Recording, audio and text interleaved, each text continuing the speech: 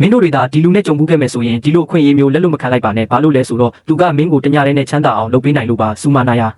အဲ့ဒီချိန်ကစပြီးဒီမျက်လက်စရာအကြောင်းပုံမြင်တွေကကျောင်းဝင်းတစ်ခုလုံးမှာစပြီးပြန့်နှံ့သွားခဲ့တယ်သူကထူးထူးဆန်းဆန်းပင်ကိုစရိုက်ရှိတဲ့သူတယောက်ပေါ့သူကတောင်ကုန်းနောက်ကစွတ်ပစ်ထားတဲ့ကစားကွင်းထဲမှာနေထိုင်နေတာပါအခြားမျက်လက်စရာတွေကပရိယေတွေနဲ့မျက်လက်ပြကွက်တွေအပေါ်မိကိုကြပေမဲ့သူ့ရဲ့မျက်လက်ကတော့လုံးဝအစစ်အမှန်ပါသူလူကိုအလဲကနေဖြတ်တဲ့ပြကွက်ကိုပြတဲ့အခါတကယ်ပဲအဲ့ဒီလူကိုအလဲကနေနှစ်ပိုင်းဖြတ်ပစ်လိုက်တာပါသူတစုံတစ်ယောက်ကိုပြက်ကွယ်သွားအောင်လုပ်တဲ့အခါမှာလဲအဲ့ဒီလူကတကယ်ကိုပြက်ကွယ်သွားတာပါယာယီကမျက်လက်ဆိုတာကိုဘယ်တော့မှမယုံကြည်ခဲ့ဘူးဒါပေမဲ့မျက်လက်ဆရာကစတိုးဆိုင်မန်နေဂျာကိုပြက်ကွယ်သွားအောင်လုပ်လိုက်တဲ့နေ့ကစပြီးအဲ့ဒီစတိုးဆိုင်မန်နေဂျာကိုဘယ်တော့မှထပ်မတွေ့ရတော့ဘူးယာယီကကစားကွင်းစီကိုရည်ရွယ်ချက်ရှိရှိနဲ့တွားခဲ့တယ်မျက်လက်ဆရာကမန်နေဂျာကိုဘယ်မှာဝတ်ထားလဲဆိုတာသူမစုံစမ်းကျင်ခဲ့တာမျက်လက်ဆရာကသူမကိုမသိဘူးလေငါသူ့ကိုဖျောက်ဖျက်ပစ်လိုက်ပြီးမျက်လက်နဲ့ပေါ်လို့အဖြေပေးခဲ့တယ်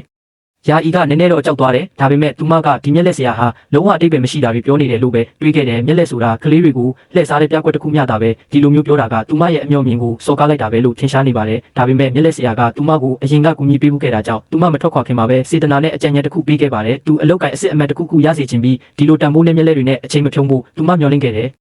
ဒါပေမဲ့ယာအီထွက်သွားတာကိုမျက်လက်ဆရာကကြည်ရင်သူကဂါထာကိုနောက်တစ်ချိန်ရွတ်ဆိုလိုက်ပြန်တယ်အန်နာယာစူမာနာယာဆွဲကြိုးလေးကစတင်ပြီးတောက်ပလာတာနဲ့အမျှသူ့လက်ထဲကနေလိပ်ပြပြလေးတစ်ကောင်ပြန်ထွက်သွားခဲ့တယ်။အဲ့ဒီလိပ်ပြလေးသွားလျာမှာအဲ့ဒီနေရာဟာလင်းထိန်သွားခဲ့တယ်။အနီးနားကလမ်းမီတိုင်ကလည်းလင်းလာပြီးစွန့်ပစ်ထားတဲ့မြင်းပက်ချာလေးကြီးကလည်းမီးအောင်စုံတွေနဲ့အသက်ဝင်လာခဲ့တယ်။ကစားကွင်းတစ်ခုလုံးပြန်လဲအသက်ဝင်လာခဲ့ပြီးယာအီရဲ့စိတ်နှလုံးသားထဲကအရာတစ်ခုလည်းအတူတူပါပဲ။သူမကြီးပြင်းလာတာနဲ့အမျှမျက်လက်ကိုမယုံကြည်တော့တာကြာပါပြီ။ဒါပေမဲ့သူမမျက်စိရှိမှနေဖြစ်ပျက်နေတဲ့အရာအလုံးကသူမရဲ့ကဘာကိုပြောင်းပြန်လှမ်းပစ်လိုက်တယ်လို့ပါပဲ။သူတို့နှစ်ယောက်ဟာချားရဟက်ကြီးပေါ်ကိုတူတူတက်ခဲ့ကြပြီးအဝေးကနေလင်းထိန်နေတဲ့လှပတဲ့မီရှူမီပန်းတွေကိုကြည့်ခဲ့ကြတယ်။သူမဖြတ်တန်းခဲ့ရတဲ့နာကျင်စရာကိစ္စရဲ့အားလုံးကိုတော့အဲ့ဒီခိုက်တံမှာခစ်တခဏမေ့လျော့သွားခဲ့ရပါတယ်။ဒါပေမဲ့နောက်ရက်မှာတော့စတိုးဆိုင်ပိုင်ရှင်ကပုံမလာသေးပါဘူး။ဆိုင်ဝန်ထမ်းတွေတောင်သူ့ကိုဆက်သွယ်လို့မရဘူးလို့ပြောကြတယ်။ယာယီကကိစ္စရက်တွေရဲ့အမှန်တရားကိုသိနိုင်ဖို့အတွက်ကစားကွင်းစီကိုပြန်သွားခဲ့တယ်။သူမကမျက်လက်စရာရဲ့နေရာထဲကိုရဲရဲဝံ့ဝံ့ဝင်သွားခဲ့တယ်။အဲ့ဒီနေရာကစွန့်ပစ်ထားတာကြားလာပြီဖြစ်လို့ပြဆက်ရုံအဟောင်းကြီးကပျက်စီးယိုယွင်းပြီးညစ်ပတ်နေခဲ့တယ်။ဘသူမှနေထိုင်တဲ့အရေးအယောင်လည်းမရှိပါဘူး။သူမကတိုးညင်းတဲ့အတန်နဲ့ဘသူရှိလဲ